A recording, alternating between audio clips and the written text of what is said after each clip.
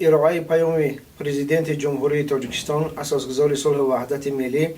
محترم امامعلی رحمان و مجلس ملی جمهوری تاجیکستان 28 اکتبر سال 2023 ارائه گردید و ما شاهد شنیدن این پیام بودیم. در پیام امساله تمام وظیفه‌های معین با تمام ساحه‌های کشور از آن جمله به ساحه معارف کشور پیشنهاد گردید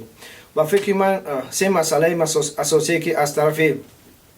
پرزیدنت کشور محترم امامعلی رحمان به ساحه معارف پیشنهاد گردید. این یکم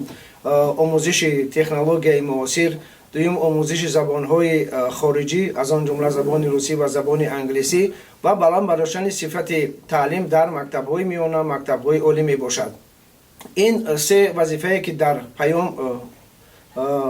پیام اشاره شد و هر یک کارمند ساحه معارف را وظیفه دار میکند که و این سه مسئله اهمیت جدی تیند و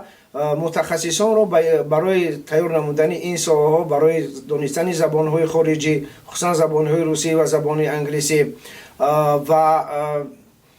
تیار نمودن متخصصان در ساحه تکنولوژی معاصر و بلند برداشتن صفت تعلیم کار و فعالیت نمایند.